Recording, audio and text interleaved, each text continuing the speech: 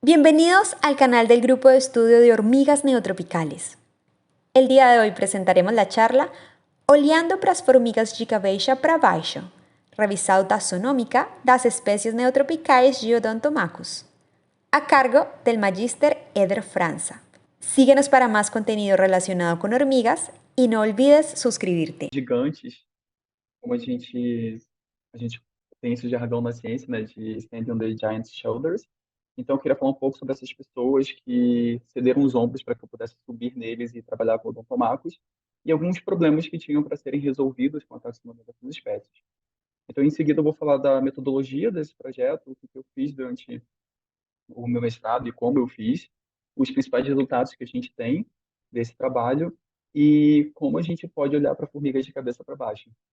E, por fim, eu vou terminar com perspectivas futuras para a taxonomia do gênero e uma mensagem para casa, digamos assim. Então, por que que é importante estudar taxonomia? O principal argumento é que a taxonomia ela dá para a gente estabilidade em relação ao nome das espécies. Então, a gente sabe que um bicho que a gente descreve hoje, planta, enfim, qualquer organismo, esse nome ele vai ser imutável ao decorrer do tempo e ele vai ser um nome estável. É muito chato ter que estudar essas regras taxonômicas de nomenclatura, o Código Internacional de Nomenclatura Zoológica, mas todo esse sistema ele se faz necessário justamente para garantir a estabilidade desses nomes e a imutabilidade deles. E além disso, através da taxonomia a gente consegue delimitar e reconhecer espécies. E eu acho que a principal característica que dá importância para essa área da ciência é permitir com que as informações de determinado organismo sejam associadas a ele. Então, o nome é muito importante para que isso seja possível. No livro da Odisseia, em determinado momento, Ulisses abre uma ânfora contendo ventos turbulentos dados por Eolo a ele, e ele vai parar numa ilha habitada por ciclopes, que são gigantes que têm um olho só. Então, nessa ilha, ele encontra uma caverna junto com os tripulantes do seu navio, e ele vai procurar abrigo nessa caverna. E ele descobre que nessa caverna mora um gigante chamado Polifemo. E aí, durante o fim do dia, Polifemo traz para dentro dessa caverna o seu rebanho de ovelhas e bloqueia a entrada da caverna com uma grande pedra. E lá, Ulisses e seus tripulantes se veem numa situação de perigo em que eles podem ser devorados por esse gigante. Até que ele bola um plano de embebedar esse gigante com vinho que ele havia recuperado do naufrágio, junto com seus tripulantes. E eles começam, Ulisses começa a conversar com Polifemo e começa a oferecer vinho para ele, até que Polifemo pergunta: qual que é o seu nome? Já que você está sendo tão amigável comigo, você vai ser o último a ser devorado. Mas eu quero saber qual é o nome do meu amigo, quem é que está fazendo esse favor para mim. E Ulisses, sabiamente, responde para ele: ninguém. O meu nome é ninguém. Então, quando o gigante já está bêbado, Ulisses prepara um grande tição, ele afia a ponta desse tição, coloca no fogo da fogueira presente nessa caverna e espeta no olho do gigante. Então, quando o gigante começa a gritar, pedindo ajuda e chamar pelos seus irmãos, pelos outros gigantes, pelos outros ciclopes, os ciclopes perguntam para ele: o que que está acontecendo com você, Polifemo? Quem é que está te fazendo mal? E Polifemo responde que é ninguém. Ninguém está me fazendo mal. Então, os nomes são extremamente importantes para que a gente consiga associar informação a eles. E sem os nomes, aquela espécie, ela praticamente é inexistente. E qualquer informação, qualquer descoberta que seja feita sobre ela, não consegue ser ancorada a essa hipótese, né, que é a espécie. Então, sobre odontomacos, acredito que boa parte de vocês consigam reconhecê-las em campo e até nas coleções. Elas são um dos gêneros que a gente chama, né, de trapjaw ants, ou formigas que têm as mandíbulas de estalo. Elas são reconhecidas por terem essa carena mediana, que converge com as carenas nucais em forma de V invertido, e com um par de linhas apofisárias dentro da região da área occipital. Além disso, o perfilo delas vai ser sempre cônico, com um espinho geralmente bem desenvolvido. Atualmente, a gente tem 76 espécies válidas descritas, e sendo três espécies fósseis, elas têm uma distribuição pantropical, com algumas espécies ocorrendo em áreas temperadas ou até em regiões subtropicais também. E, além disso, como eu havia mencionado, elas são conhecidas popularmente como formigas de estalo, ou trapjaw ants, ou snapping ants, devido a essa habilidade que elas têm de fechar a mandíbula rapidamente no arco reflexo E isso é considerado um dos movimentos mais rápidos do reino animal, é o segundo movimento mais rápido para formigas. E essa habilidade pode ser utilizada tanto para predação de suas presas ou para fuga de seus predadores, como a gente vê aqui embaixo, um exemplo de Odontomachus brunius, se não me engano, escapando da armadilha de uma formiga-leão. Elas são extremamente importantes do ponto de vista ecológico, já que elas são, na maioria das vezes, exímias predadoras. A gente tem registro, por exemplo, de odontomax hematodos atuando como controladoras de pragas, predando larvas da mosca branca da fruta, aqui no Brasil, em plantios de goiabas, se não me engano. A gente também tem Odontomax califer atuando como exímia dispersora de sementes em fragmentos de Mata Atlântica da região sul e sudeste do Brasil. E a gente também sabe que o Odontomax astatus é uma espécie-chave controlando populações tanto em efeito bottom-up e top-down de invertebrados nos microecossistemas em que elas ocorrem em bromélias. Em relação à caça reprodutora, as rainhas, né, as gines, são muito semelhantes às operárias, com aquelas eventuais modificações para o voo, e os machos eles podem ser reconhecidos devido à ausência de notaule, que seria uma sutura em forma de Y, presente aqui na porção dorsal do mesoescuto. Então, eles não possuem essa sutura. Eles têm um sulco anapleural bem desenvolvido e profundo. O propódio vai ser sempre bem estruturado, na maioria das vezes rugoso, estriado e estriolado. O nodo peciolar vai ser sempre cônico, com ápice algumas vezes arredondado. E o oitavo tergo abdominal ele vai ser sempre em forma de espinho, como é comum para a maioria das poneirinhas. Então agora a gente vai começar a subir nos ombros de gigantes, né? Eu vou começar a contar um pouco da história e dos problemas que a gente tinha para resolver em relação ao odontomatos. A primeira historinha que eu tenho para contar para vocês é do Frey Kempf. Kempf, em 1974, ele descreve uma espécie de odontomatus chamado Odontomacus alolabis. Alolabis do grego significa que tem o lábio ou a boca diferente. E Kempf ele havia recebido apenas um holótipo e um parátipo para essa espécie, e ambos os exemplares foram coletados em correções de Aston, chamava muito a atenção dele. E esses espécimes tinham essa cabeça bem estreita, os olhos relativamente muito grandes e dois dentes no ápice da mandíbula, o que chamou a atenção do Kempf e por isso ele deu o nome de alólabis, né, lábios diferentes. Porque para o Odontomax a gente sabe que todas as espécies possuem três dentes no ápice da mandíbula. Mas essas características que eu mencionei, de ter o vértex extremamente reduzido, estreito, o gáster pisogástrico, né, muito volumoso, são características comuns a formigas que são parasitadas principalmente por nematelmintos. Mas aí o que o Kempf fez, né, desconfiando também dessa possibilidade desses exemplares estarem parasitados? Ele abriu o gáster de ambos, holótipo e parátipo, procurando por esses nematelmintos, como a gente pode ver aqui nessa imagem do holótipo, que ele não encontrou. Então, juntando todos esses fatores com, principalmente, né, o formato da mandíbula, a ausência desse dente intercalar, ele considerou que esses exemplares eram de uma espécie nova. E desde então a gente nunca mais conseguiu encontrar Odontomachus alolabis. Tem uma travadinha aqui. Tá. Logo em seguida, em 1976, Bill Brown fez uma revisão global do gênero Odontomachus. Então, ele organizou a miríade de nomes que a gente tinha disponíveis de subespécies, de variações de subespécies, anonimizando boa parte delas. E, além disso, o Brown ele descreve cinco novas espécies para a região neotropical e ele organiza todas as espécies que a gente conhecia até então em 12 grupos baseados na morfologia externa das operárias. Nesse mesmo trabalho, o Brown chama atenção para um caractere que é muito importante para as odontomacos, que é o processo meta-external. Então, o que acontece? O Dr. Hentemeyer ele trabalhava no Equador com formigas de correção, e um dos seus alunos, que foi o Peter Kazan, eles perceberam que para três espécies de odontomacos que eram muito parecidas e difíceis de ser identificadas, que eram odontomacos hematodos, bauri e brúneos, essas espécies tinham os processos meta-externais diferentes. Ou seja, o tergo, a plaquinha da porção ventral entre o par de coxas médias e posteriores, meta externo, ele apresentava estruturas que eram capazes de serem diagnósticas para essas espécies.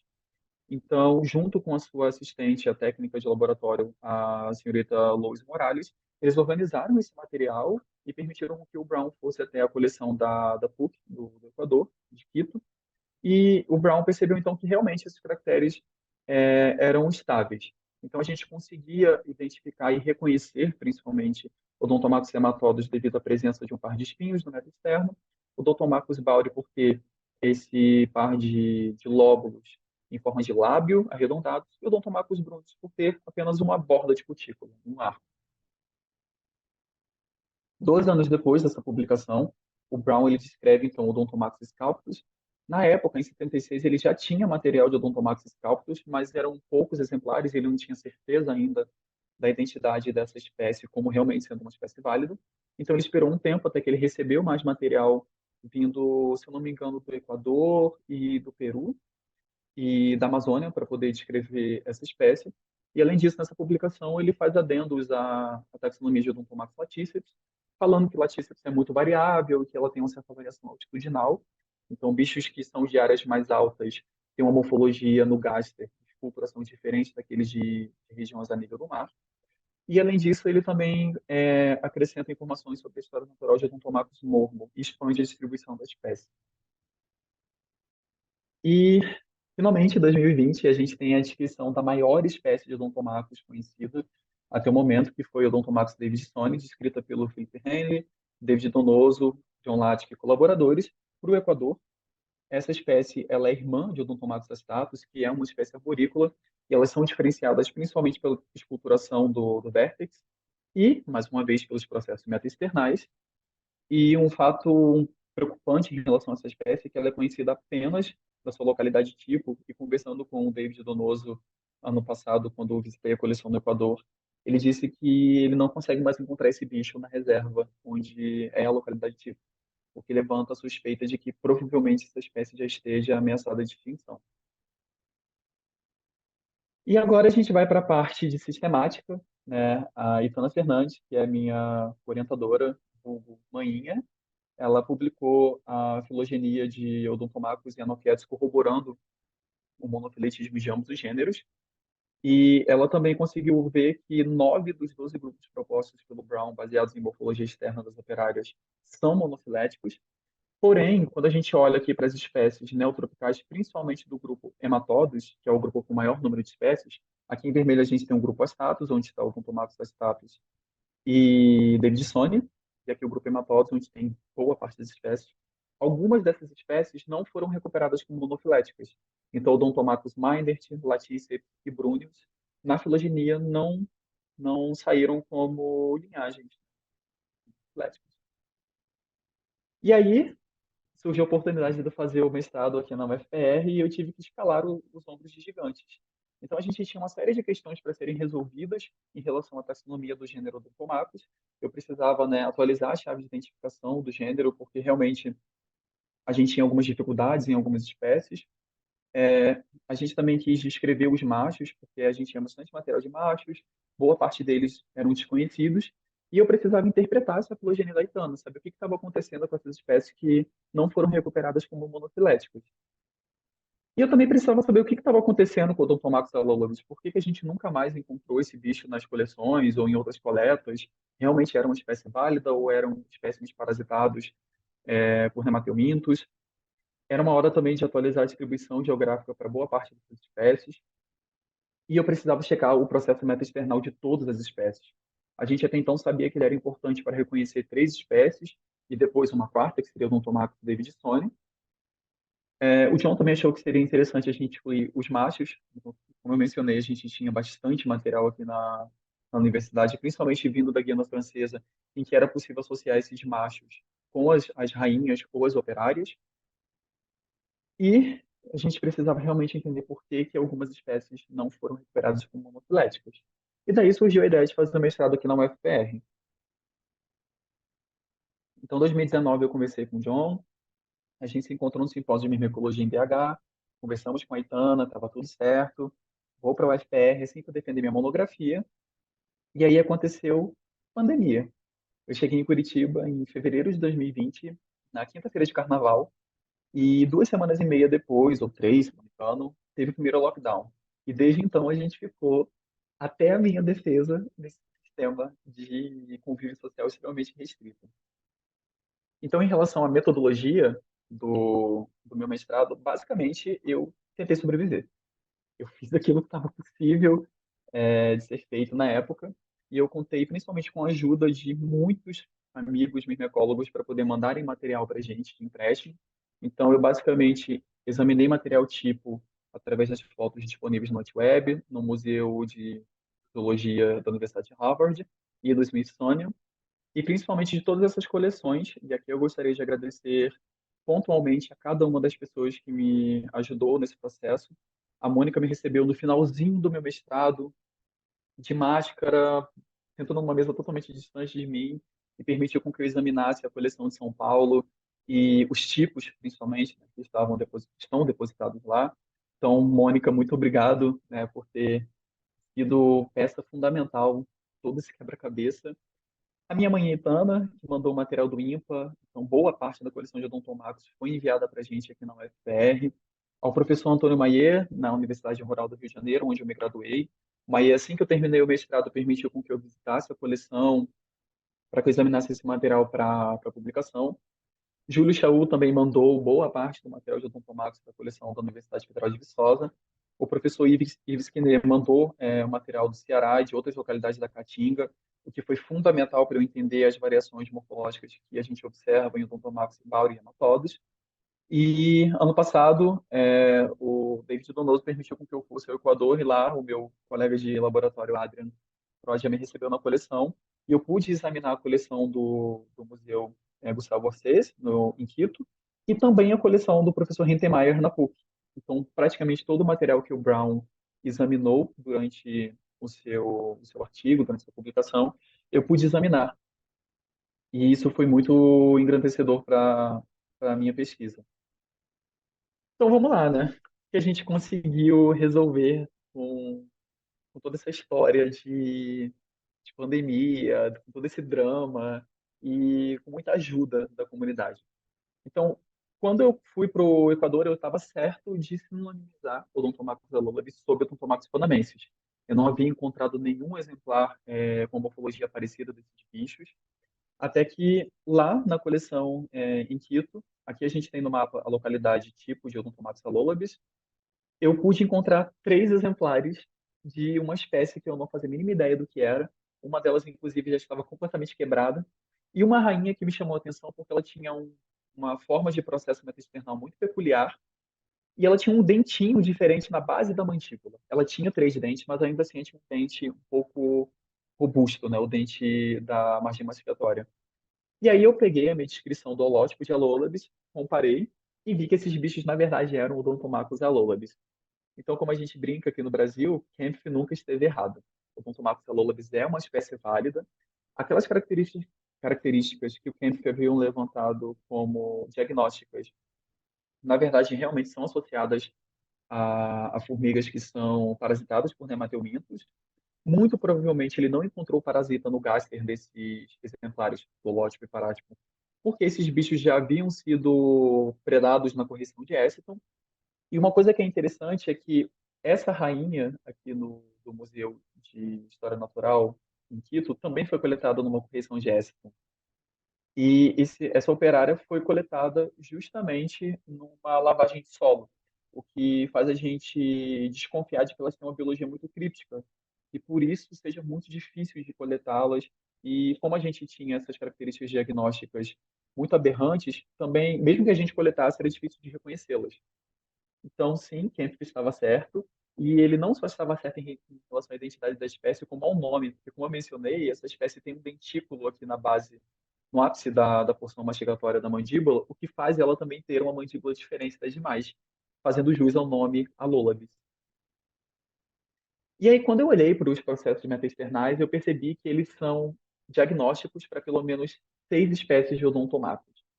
Então, como a gente pode ver aqui ao lado, eu consegui reconhecer 2 espécies novas baseado na distribuição geográfica e também nos machos e no processo metaesternal dessas espécies. 2 delas, né, seriam Odontomacus chetae e Odontomacus dubius. E, além disso, infelizmente, que vem uma notícia triste para todo mundo, o único caractere que é diagnóstico para separar Odontomacus hematodos de Bauri são os processos metaesternais. Então, como a gente pode ver aqui embaixo, o Odontomacus hematodes tem esse processo metaesternal em forma de espinho, e o Odontomacus bauri tem esse processo metaesternal bilobado, formando um lábio, digamos assim. Inicialmente, o Brown dizia que o pecíolo de Odontomacus bauri ele era muito mais arredondado, em forma de domo, com as estrias muito mais grosseiras do que o de hematóides. Mas eu percebi que no Equador, em regiões mais áridas ou de pasto, e principalmente aqui no Brasil, em toda a diagonal árida, que vai do Cerrado até a Caatinga, essa morfologia ela é extremamente sobreposta. Então, o pecíolo ele pode ajudar a reconhecer Odontomacus bauri e hematóides, mas ele sozinho não é suficiente para reconhecer essas espécies. Inclusive, os machos de Odontomacus hematóides e bauri são extremamente semelhantes e a gente só consegue reconhecê-los pelos processos metaesternais. Então, como eu havia mencionado, né, agora eu vou falar sobre as espécies novas. Uma das espécies novas que a gente reconheceu para esse trabalho, a gente vai chamar de Odontomacus chetá. Chetá é o nome de uma etnia indígena que originalmente habitava no estado de São Paulo até aqui no Paraná. E, infelizmente, eles foram dizimados durante o processo de colonização, principalmente de ocupação aqui do estado do Paraná. Mas hoje em dia a gente tem algumas populações sobreviventes aqui, e como a localidade tipo dessa espécie é aqui no estado do Paraná, a gente resolveu homenagear esses povos. Então a gente consegue diferenciar o Odontomacus chetá de Odontomacus biombonatus, que ocorre aqui na América, perdão, na Amazônia, pelo processo metaesternal em forma de lábio. A gente vê aqui essas duas bordas de cutícula formando um lábio, e pelo Odontomacus biombonatus elas são longitudinais. E além disso, o padrão de esculturação do propódio do macho e o formato do pecíolo também é diferente. E a distribuição geográfica corrobora também que são espécies distintas, já que o Odontomacus chetá tem essa distribuição restrita à Mata Atlântica, no litoral do Brasil, e o Odontomacus biombonatus tem essa distribuição restrita à Amazônia e em áreas de transição com o Cerrado. A segunda espécie nova baseada no metaexterno é o Odontomacus dubius. Dubius do latim significa duvidoso. Esses bichos são muito parecidos com o Odontomacus califer, por isso que eu coloquei o nome de Dubius, porque eu sempre ficava em dúvida se realmente era uma espécie nova ou não. E como a gente pode ver aqui ao lado, elas são exatamente iguais ao Odontomacus califer, exceto pelos processos metaesternais. Então, o Odontomacus califer tem apenas duas carenas no metaexterno, e o Odontomacus dubius tem esse par de lamelas bem projetado posteriormente.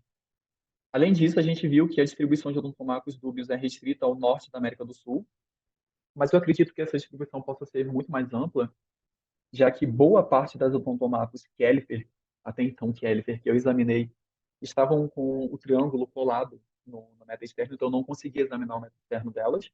Então aqui fica um aviso, nunca colhem no triângulo entre o segundo e o terceiro par de pernas de Odontomacus, porque a gente precisa verificar o meta-externo para identificar algumas espécies. Então é provável que esse bicho, essa espécie nova, tenha realmente uma distribuição muito mais ampla do que a gente conseguiu detectar para esse estudo. E aí a gente entra num problema que é um pouco mais antigo a filogenia daitana, que é o problema Brunius. Em 2014, saiu uma publicação de Odontomacus para a região neártica, em que os autores mencionam que a gente não tem Odontomacus brunius no Brasil, e que provavelmente o que a gente chamava de Odontomacus brunius, na verdade, era Odontomacus ruginoides. E aí, quando a gente foi examinar esse material, olhar para a filogenia daitana, a gente viu que o Odontomacus brunius não era monofilético, não foi recuperada como monofilética, e que, além disso, a morfologia do que a gente chamava de brunius no Brasil corresponde a dois bichos diferentes. Então, a gente recebeu material do professor Longino, da América Central, e a gente viu que o Odontomacus ruginoides não ocorre na América do Sul, e ela, na verdade, está restrita à América Central, e ela ocorre como exótica invasora no arquipélago de Fernando de Noronha, e a gente sabe também em Galápagos, e que, na verdade, o que a gente chamava de Odontomacus brunius na América do Sul correspondem a duas espécies novas. Uma delas é aquela brunius que o Brown menciona junto com o Rittenmeier com o processo metaesternal em forma de arco. Então, essa primeira espécie nova, a gente vai chamá-la de Odontomacus Chico Mendes, em homenagem a Chico Mendes, que foi um seringueiro aqui do Brasil, um ambientalista também, que sempre levantou essa pauta em relação à conservação da Amazônia e dos povos que vivem dela. Infelizmente, Chico Mendes foi assassinado numa emboscada na sua casa, e ele se tornou um mártir, né, um símbolo para a conservação da biodiversidade no Brasil. E como a localidade tipo dessa espécie é no estado do Acre, que é o mesmo estado de onde Chico Mendes nasceu, a gente resolveu homenageá-lo com essa espécie. E uma outra coisa muito interessante é que a mesopleura de Odontomacos Chico Mendes ele tem esse lóbulo agudo projetado anteroventralmente e se parece muito com a faca dos seringueiros, com esse objeto que eles usam para justamente cortar as árvores e extrair a sua seiva. Então a gente tem argumentos geográficos, de homenagem e também morfológicos para ligar essa espécie ao nome dele. A segunda espécie que a gente propôs, que antes era brúneo, é o Odontomacus cupreus.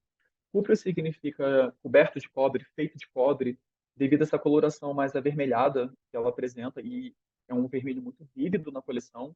Tanto em espécimes mais frescos quanto em espécimes mais antigas, essa coloração se mantém. Ela é muito parecida com o Odontomacus ruginoides, exceto pela esculturação no pecíolo, que esse bicho tem as estrias bem grosseiras a muito finas, enquanto o Odontomacus runeus tem ruginosus, perdão. Tem essas estrias bem pontuadas. E, além disso, a própria pleura de Odontomacus cupreus, ela tem estrias muito conspícuas, enquanto o Odontomacus ruginosus não. E como a gente pode ver aqui no mapa, elas têm uma distribuição extremamente separada, né, disrupta. Então, mesmo com uma morfologia muito semelhante, esses bichos têm distribuições completamente diferentes. Eu encontrei um macho aqui no departamento de Odontomacus que eu desconfio ser de Odontomacus cupreus, mas não tem nenhuma operária associada. E esse macho é muito diferente, inclusive, do macho de Odontomacus ruginoides. Corrobora também, de certa forma, a identidade dessas espécies. Então, de uma forma geral, eu examinei um pouco mais do que 2.600 espécimes entre operárias, rainhas e machos. Todas as espécies válidas da região tropical tiveram suas operárias redescritas, incluindo essas espécies novas, que são 4 espécies novas. A gente também descreveu 21 rainhas, 21 gines, e a gente propõe uma nova chave de identificação para essas espécies. Nessa chave de identificação, a gente não está tão dependente do formato do pecíolo quanto era a chave que o Brown havia proposto. Então, a gente tem caracteres que são ilustrados com imagens em alta qualidade. Além disso, a gente tem sempre desenhos que podem auxiliar no reconhecimento do padrão de estrias, no formato de determinadas estruturas, ou setas apontando especificamente para onde a gente deve olhar. E a gente também propõe uma chave de identificação não só para operárias, mas também para as rainhas e para os machos. Então, a gente tem pela primeira vez uma chave de identificação para os machos de odontomacos proposta para a região tropical. E a gente utiliza basicamente o formato do ápice do nodo peciolar, a presença ou ausência de carenas no mesoescutelo, o formato do pecíolo de uma forma geral de diferentes estruturas, a presença ou não de carenas separando a face dorsal da face declive do propódio, o formato do mesoescutelo também é importante, e mais uma vez, os processos metaesternais. Então agora a gente não tem mais desculpas para não identificar os machos de odontomacos, e a gente tem uma chave de identificação para isso e descrições de diagnósticos. Além disso tudo, também a gente fez um glossário morfológico bem detalhado para essas espécies, que a gente acredita que vai auxiliar no reconhecimento também desses indivíduos e na interpretação dessas descrições e diagnoses. Eu também investi um bom tempo em tentar entender o padrão de venação das rainhas. Então, pela primeira vez, a gente tem a venação das rainhas descrita e a morfologia dos machos também. E durante a pandemia, com muito tempo em casa e uma lupa e alguns espécimes, eu consegui estabelecer categorias morfológicas, principalmente nas operárias, como, por exemplo, o formato do vértex, o formato do pronoto, o pecíolo, se ele é pedunculado ou não, se ele tem um ângulo ou se ele é cilíndrico, o formato do primeiro tergo abdominal, que já havia sido apontado pelo Philip Henley e o Donoso na publicação de David Sone. E eu consegui associar toda essa morfologia das operárias com a morfologia das rainhas.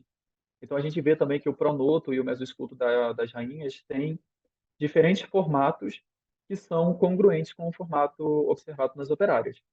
E uma coisa interessante também em relação às veias é que eu percebi uma simplificação das sinuosidades das veias. Então aqui a gente tem o Odontomacus astatus, que seria a forma plesiomórfica da venação das rainhas, e aqui a gente tem o Odontomacus bauri, que é uma das espécies mais apomórficas que a gente tem na filogenia. E a gente consegue perceber, pelo formato das células, que todas essas veias vão se tornando cada vez menos sinuosas e curvas, até praticamente retas. Então, eu juntei todas essas informações com o que a gente já tinha conhecido para a filogenia da Itana, e juntos nós propomos novas relações de parentesco entre as espécies neotropicais, e a gente realmente conseguiu perceber isso, que a gente tem uma redução do comprimento da mandíbula e do pecíolo dessas formigas e do vértex para uma morfologia muito mais compacta, digamos assim, com a cabeça mais larga e menor, e um pecíolo mais curto e cônico. E, além disso, como havia mencionado, essa simplificação na venação, de algo que é muito mais sinuoso e complexo, indo para veias muito mais retas e simplificadas, digamos assim. A gente ainda tem alguns posicionamentos em SERDs na filogenia, que seriam justamente Elolabes, Biolei, Spissus, que são espécies com morfologia muito peculiar, e ainda assim a gente não conseguiu examinar nem os machos e nem as rainhas delas, e tornou muito difícil, né, a, a propulsão de novas hipóteses de relacionamento. Em relação aos processos metasternais, eu consegui encontrar uma variedade morfológica incrível para todos eles, mas de uma forma geral a gente tem geralmente um par de carenas laterais, né, formando essas bordas de cutículas, às vezes lamelas. A gente tem lamelas extremamente bem desenvolvidas, ou um par de espinhos. A gente tem estrias transversais, às vezes essa borda de cutícula com estrias, um par de lóbulos separados, dentiformes, um par de lóbulos agudos, completo arco. Enfim, a gente tem uma miríade de morfologias diferentes no meta-externo e que, como eu mencionei, são diagnósticos para pelo menos 6 espécies diferentes de odontomacos. Em relação aos próximos passos, as perspectivas futuras para o gênero, a gente pretende realizar uma revisão taxonômica para a América Central. Então, seria muito interessante poder examinar mais exemplares, principalmente das regiões insulares. Mesmo vendo todo aquele material, a gente teve poucas amostras das ilhas da América Central. E eu acredito que tenha pelo menos uma espécie a ser um status de espécie para ser revisto na América Central, que seria o Odontomacus falcideus, que atualmente é sinônimo de Odontomacus bauri. A gente pretende também, né, espera que no futuro, com o acúmulo de material, que os machos restantes sejam descritos. De 24 espécies, a gente conhece 15, então ainda tem bastante coisa para ser conhecida. A gente também acha que é importante estudar a biologia de algumas espécies. A gente tem um desbalanço muito grande em relação às informações disponíveis para o gênero na bibliografia disponível, porque para algumas espécies, que consequentemente são aquelas com ampla distribuição e abundância, a gente tem muita informação. E para outras espécies que são relativamente raras e pouco frequentes, a gente não tem quase nada, apenas as informações das suas descrições originais. E como havia mencionado para o Tontomax davidsoni, pode ser que algumas dessas espécies estejam ameaçadas de extinção. Então, seria muito importante estudar a história natural delas para realmente entender suas dinâmicas populacionais, como que elas dispersam, o que que elas fazem no ambiente, se elas têm alguma provisão de serviços ecossistêmicos ou não, enfim. E eu também acho que seria muito interessante entender esses processos meta-externais. Eu não sei para que eles servem, como eles surgiram, porque eu sei que outros gêneros de formigas têm processos meta-externais em diferentes configurações, mas eu ainda não sei dizer o porquê que odontomacos eles são tão diversos assim quanto como eu pude mostrar para vocês. E uma coisa muito importante, nunca colhem o triângulo nas odontomacos no meta-externo. Geralmente, quando a gente vai montar a formiga, a gente coloca o triângulo bem aqui, entre o segundo e o terceiro par de pernas, o que é um grande erro. A gente precisa olhar para o meta externo, a gente precisa olhar para formigas de cabeça para baixo para poder identificar as espécies de odontomacos. Então, sempre quando vocês forem montar espécimes do gênero, colhem um triângulo entre o primeiro e o segundo par de pernas, bem aqui, na porção anterior da mesopleura. Dessa forma, a gente consegue examinar o meta externo e identificar algumas espécies. Então, de hoje em diante, não tem mais desculpa para montar odontomax errada. Não quero mais ver material de 2022 em diante, ou de 2023 em diante, já que essa apresentação já foi feita no simpósio, com o triângulo colado entre as duas pernas. E é sério, gente. Eu preciso olhar o meta externo para identificar algumas espécies, e vocês vão perceber que na chave de identificação vocês vão ter que olhar para as formigas de cabeça para baixo. Então, como mensagem final, eu queria reforçar que pessoas são muito importantes para a ciência, especialmente para a taxonomia. E eu acho que o que eu aprendi de mais importante durante o meu mestrado, com todo esse drama da pandemia, né, com todas essas dificuldades, é que a taxonomia ela consegue conectar as pessoas através do tempo e do espaço.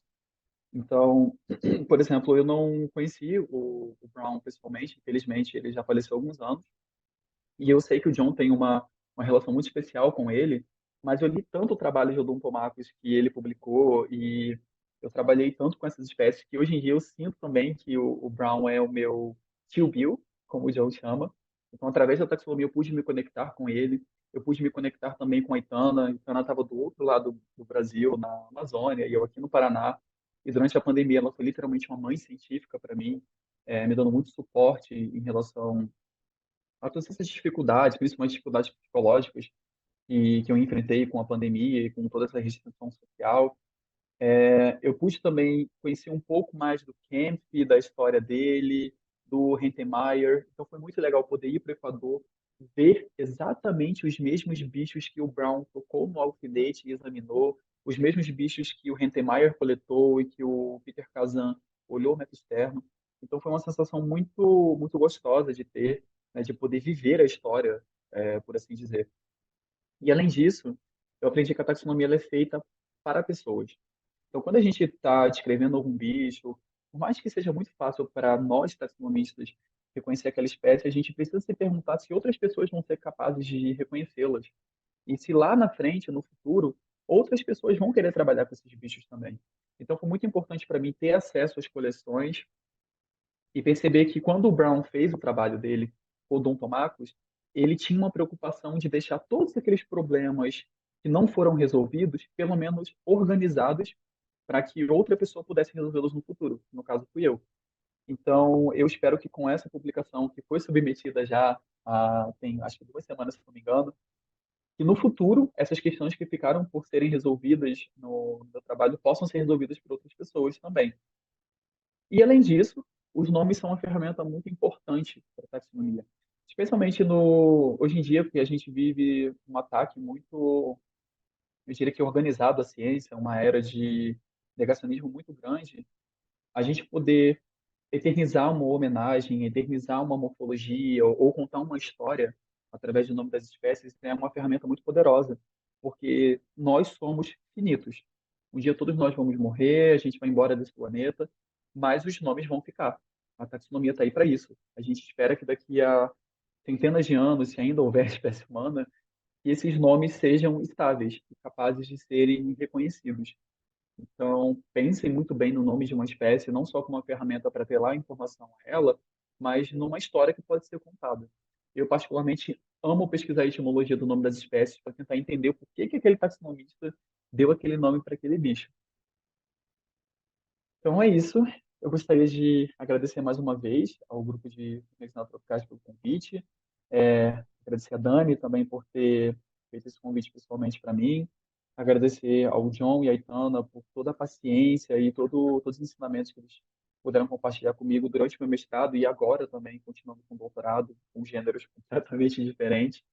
Agradecer também ao professor Jarbas, a toda a equipe do Laboratório de Conservação, Ecologia e Microecologia lá no Rio de Janeiro. Foi onde eu comecei a dar os primeiros passos na microecologia e onde muitas portas foram abertas para mim.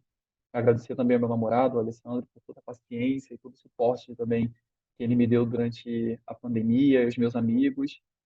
E é isso, gente. Muito obrigado por terem prestado atenção e por terem prestado um pouquinho dos ouvidos de vocês para que eu pudesse falar sobre as formigas mais legais do mundo. E quem discorda está mentindo. É isso. Tá, muito obrigada, Éder, pela sua palestra, não só por mostrar um trabalho muito bonito de taxonomia do gênero Odontomatus, sino também por essa reflexão que você faz sobre a história que tem um trabalho taxonômico, não só da gente, também de todas as pessoas que, atrás no tempo, fizeram umas importantes contribuições para poder avançar nesse conhecimento ecológico. Então, agora vamos abrir o microfone para as pessoas que quiseram fazer perguntas, comentários para ele.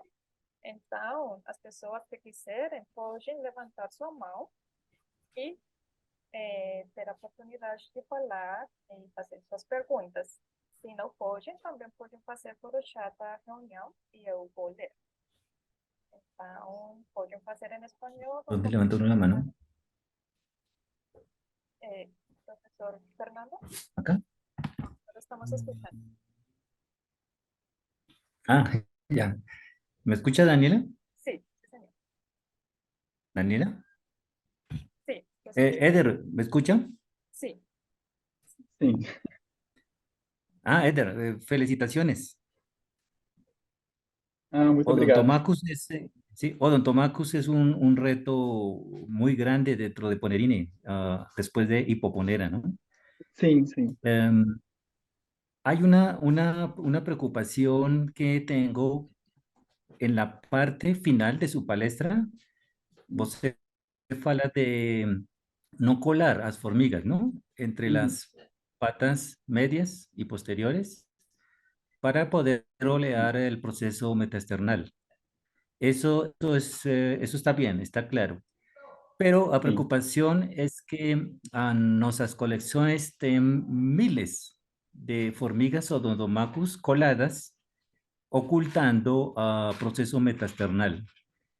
Você sim, entende, es difícil quitar a cola, a formiga puede quebrarse o puede no mostrar o proceso metaesternal.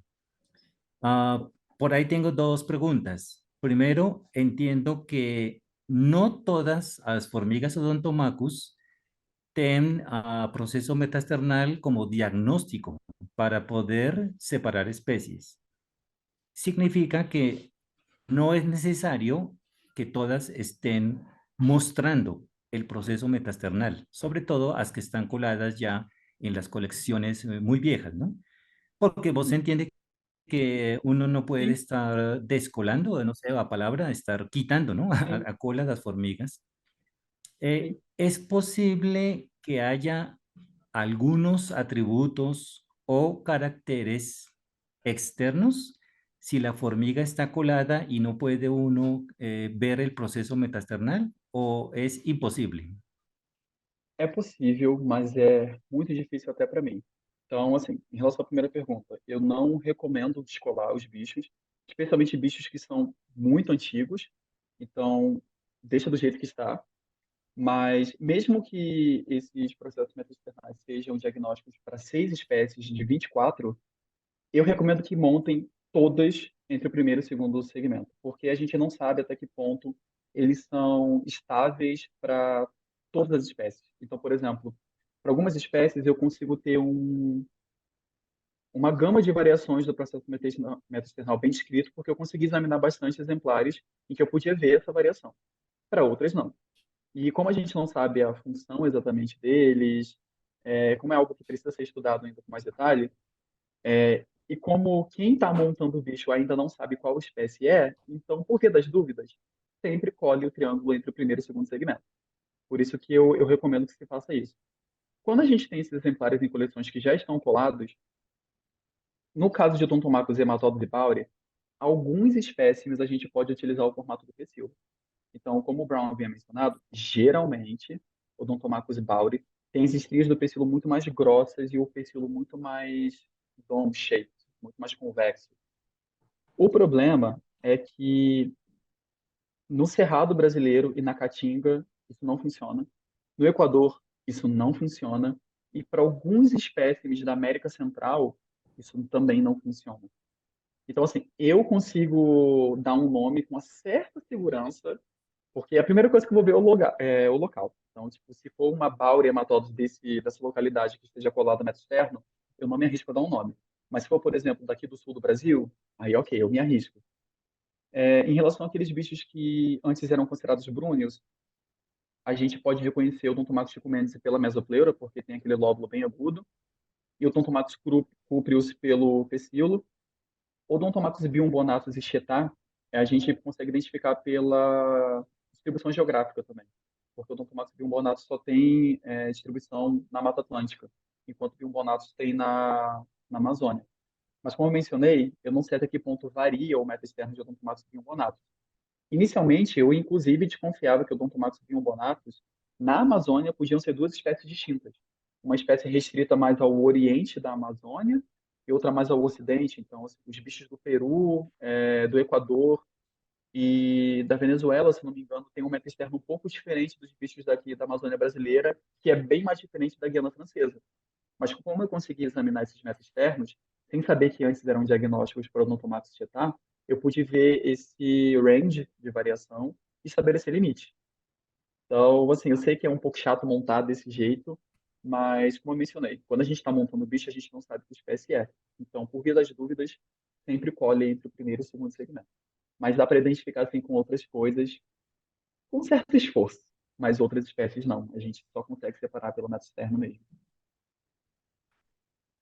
Eder, entiendo que a manuscrito está enviado a editores de una revista Sim, de sim. manuscrito, Foi porque submetido para as sería muy Zootaxas, bueno, né? perdón. A gente mandou para as Zootaxas, eu acho que semana passada ou retrasada, não lembro.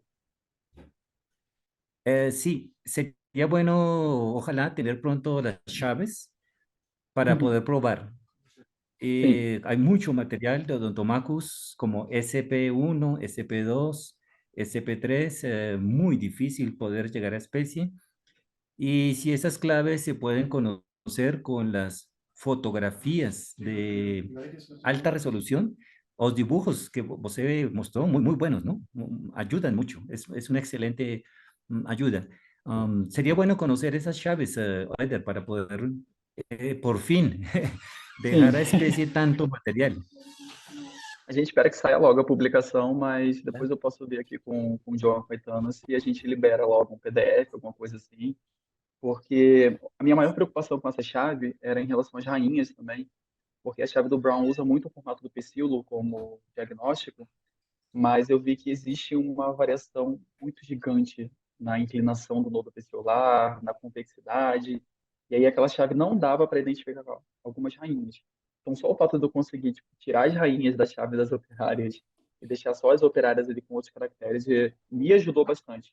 Então, eu lembro que a minha principal preocupação no mestrado foi essa, tipo, vou fazer uma chave primeiro, para eu mesmo conseguir utilizar, porque são muitas espécies, e depois eu vou para as descrições.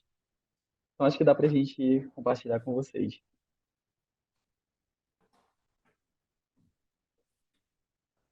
Gracias, Eder. Última pregunta. Entendí, ¿Bauri es una especie natural? ¿Bauri? ¿Odontomacus bauri? Uhum. ¿O es É más uma de espécie una? válida. É uma única espécie, Eh, por enquanto. O que acontece é que tem muitos eh, sinônimos. que- Tenemos unas Bauri del tamaño de la mitad de las típicas Bauri, entonces es muy variable el tamaño, Provavelmente a não é mitad de Bauri, é tamaño uma de otras. pode ser uma Odontomacus minest muito pequenininha com a esculturação inconspícua. Provavelmente. O que acontece é que quando a colônia ela é muito jovem, as operárias tendem a ser menores. Eu encontrei uma variação de tamanho muito grande em todas as espécies, praticamente. Mas, geralmente, quando eu ia nas coleções e eu via algum Odontomacus bauri muito pequena, era um Odontomacus minest, porque minest varia muito em esculturação. A gente tem operárias que são muito pequenas e amarelinhas, a marrom claro com o gaster areolado, e a gente tem operárias gigantes, né, entre aspas, com o gaster extremamente pontuado e estriado. Então, isso dificulta na hora de usar a chave do Brown, porque ele usa muito a esculturação do gaster para poder separar algumas espécies. Mas, como eu falei, só vendo o processo meta-external. Não tem como. Bauri e hematóides são o meu calcanhar de Aquiles. Eu preciso verificar o meta externo. Obrigado, si pasa por Colombia hay como 6.000 ejemplares esperándolo. Obrigado, Eder. Eu agradeço, obrigado. Muchas gracias, profesor Fernando. ¿Alguien más tiene preguntas? Muito obrigado. Alguém mais quer fazer perguntas? Entanto, a pergunta não tenho uma. Eu não sei se você falou, mas você conseguiu revisar os machos para todas as espécies de odontomato? Não, a gente tem 24 espécies válidas, com essas quatro novas seriam 27, porque eu estou sinonimizando uma, mas a gente tem 15 machos descritos. Existem outros dois machos que já são descritos, mas eu não consegui acesso ao material tipo, que é Panamensis e Biolês, se eu não me engano. Mas como a gente não conseguiu ver, eu não incluí na chave. Mas 15 de 27. Bom, por agora vou ler então os comentários, que todos são de parabéns. Felicitações pela apresentação. Murilo fala que é combinado com sua dica e recomendação obrigatória de colar os odontomatos no primeiro, entre o primeiro e segundo par de pernas. Eder, su trabajo es fantástico y su presentación muy agradable. Suelen, parabéns, Eder, pela sua contribuição gigante para a gente. Podíamos ter ficado sem levar bronca, mas tá bom. Eder, outra pergunta. Bueno, todos aqui estamos começando também nosso processo na pós-graduação, no mestrado. Qual é a sua dica? Porque são 2 anos em que a gente tem que fazer muita coisa, disciplinas, um projeto que até agora a gente vai fazer, né? Pela primeira vez. Então, uma recomendação para todos, a maioria que estamos aqui, que somos estudantes. Acho que a primeira delas é ter disciplina, assim, e ter proatividade, porque é um período de tempo muito curto para muita coisa ser feita. Então, assim, eu sou uma pessoa que reclama muito, muito, muito. Mas, assim, se for para reclamar, reclama fazendo. O tempo passa muito rápido, e eu acho que quando a gente consegue ter metas, né, a longo, médio e curto prazo, isso ajuda muito. E eu acho que principalmente ser flexível, porque eu fiz o mestrado inteiro na pandemia, né? Então, tudo que eu planejei, assim, durante a minha graduação inteira não aconteceu. E toda vez eu tinha que depender de uma autorização para entrar na universidade, de vacina, outro lockdown. E mesmo que eu tivesse esses planos a curto, médio e longo prazo, eu tinha que mudá-los praticamente todo mês. Então, eu acho que essas três coisas assim foram essenciais para mim, que foi justamente ter disciplina, proatividade e planejamento. Eu acho que são essenciais, eu diria que para tudo na vida, mas eu acho que no mestrado isso para mim fez muito mais diferença. Eu acho que foi muito mais essencial do que está sendo agora no doutorado, porque, por exemplo, no doutorado eu consigo esperar outras pessoas, digamos assim. Então, se eu tenho uma autorização que eu preciso que alguém assine ou que algum curador entre em contato comigo, ok, eu posso esperar.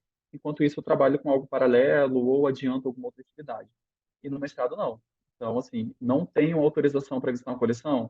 Ok, eu tenho uma caixa inteira de Odontomax para poder ver. Eu já vi essa caixa, eu vou ver de novo.